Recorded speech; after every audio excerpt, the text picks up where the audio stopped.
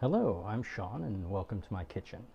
We're going to try out my new BES870XL Barista Express from Breville, Australian manufacturer of fine household appliances, especially kitchen gadgets, and they make some really nice, good quality espresso makers. So we're going to try this one out today. I just got it. I'm pretty excited about it. I've turned it on by hitting this button right here. Now this model, the BES870XL, is the model with a built-in grinder, as you can see here. I already have a really good grinder, also made by Breville, the Smart Grinder Pro. I guess now I have two. I was going to get the model, the infuser, which is similar to this but without the grinder, but there was a sale and I actually wound up getting a better deal on the one with the grinder. So here I am. But I already have beans in this one, so I'm going to use it today. But the way we're going to use this, first we're going to heat up my my group head. Put some under here. One of the nice features I like about this is it has a separate nozzle for water. I'm not using the steaming wand for hot water. Heats up pretty quickly.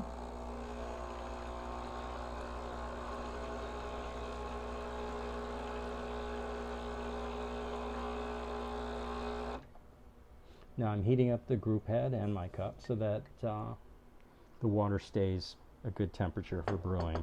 This will help it so that cold steel doesn't cool it down. I don't lose any heat that way. So like I said, this has a built-in grinder, but today I'm not going to use it. Normally you would have some beans in the hopper here, and I would choose my filter size, single or double, and then I'd put it in here and then tap it,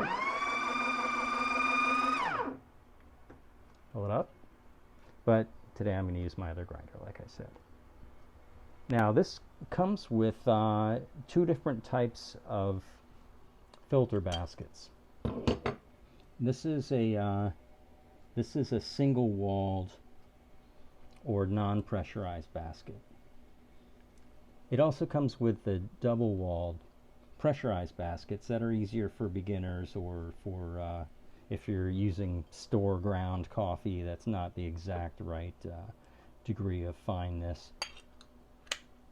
But we're going to use the good one. So I'm going to fill it up right here.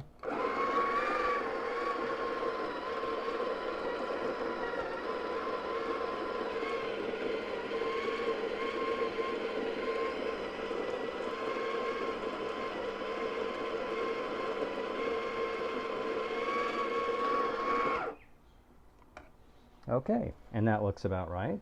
And another nice feature, a tamper.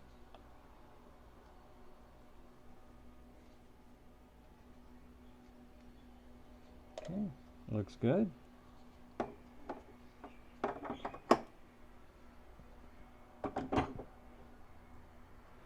Okay, so we're ready to go. I'm going to put a cup under there.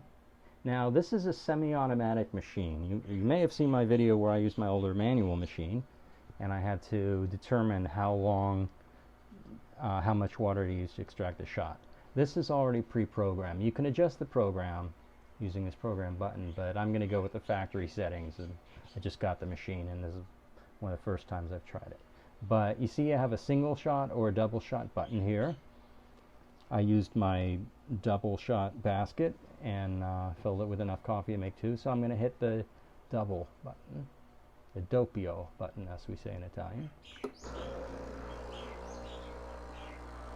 It's going to pre-infuse the grounds by putting just a little bit of hot water in there at first so the grounds will bloom.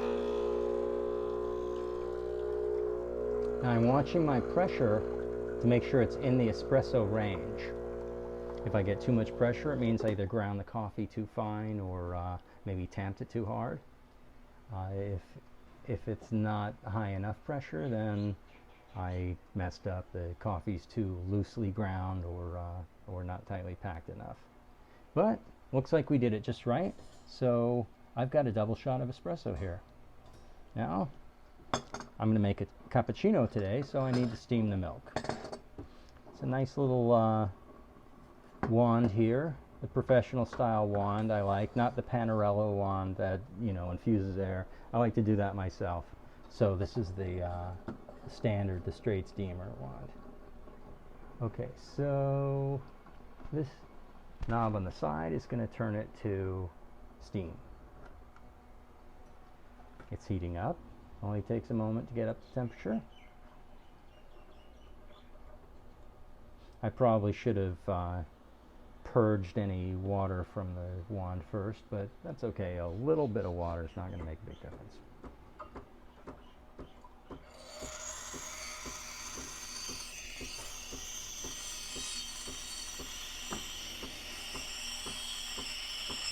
I'm heating up the milk right now. Then once it gets fairly hot, I'm going to foam it.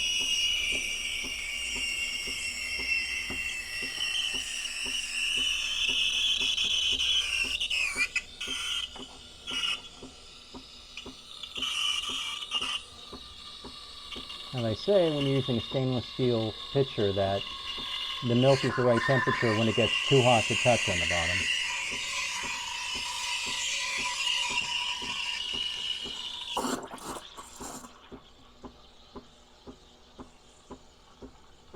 What I was saying before about foaming the milk is that once I've heated the milk, gotten it hot, now I'm going to put the wand, the steaming wand, just right at the surface, just below the surface.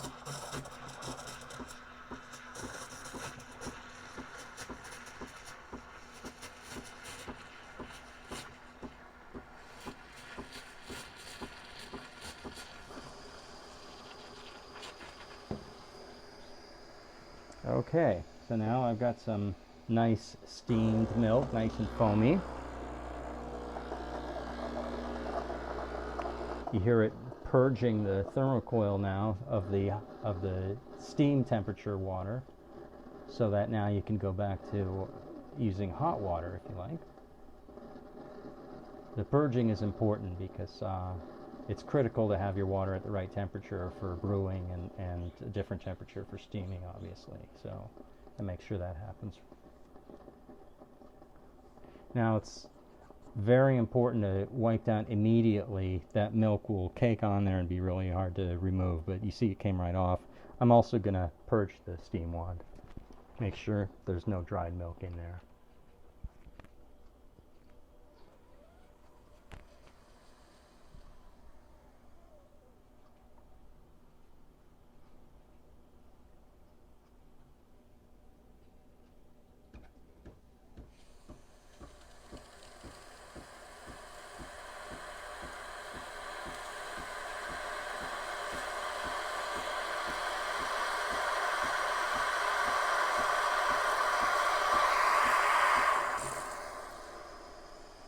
Okay, just a few simple maintenance things to the machine will help it keeping looking and working like new. Alright, so now I have a container of steamed milk and foamed milk. They're both in here. The foam's on top, obviously. I've got my double shot of espresso. So I'm going to pour in here first the milk. I made too much, otherwise I would pour it directly, do a direct pour, and that the foam, just the right amount of foam would go on top. But since there's too much milk in here, I made enough for 2 shots. I'm going to use my spoon. Now a cappuccino is basically 1/3 espresso, 1/3 steamed milk, 1/3 foam. People make adjustments to that. You know, some coffee houses will ask you, do you want it wet or dry if you ask for a cappuccino, meaning either more foam being dry or wet meaning more milk. I mean, I just take it the regular way. If you just want espresso with a dab of foam on top, that's what we call a marked coffee, or cafe macchiato. Macchiato meaning Italian for marked. It is nothing remotely resembling what you'll get if you go to Starbucks and ask for macchiato, and then they'll give you some sort of caramel milkshake that doesn't resemble anything like. An actual cafe macchiato would be a single shot or double shot of espresso and just a little dab of foam on top in a little cup. Okay, so I've made my nice cappuccino. Maybe I'll add a little sugar, maybe I won't. Let me try it. Let's see. It looks good. It smells good. Oh, and it is good. Should stir it up a little. And when you stir it up, the foam gets that light brown color, the color of the frock of a Capuchin monk. Hence the name Cappuccino. I'm just full of useless trivia that no one needs to hear today, aren't I? Okay. Wow. I guess you can't see. I'm trying to tilt it without spilling it, and that's just not working. So, hope you enjoyed today's little video. Thank you very much for watching.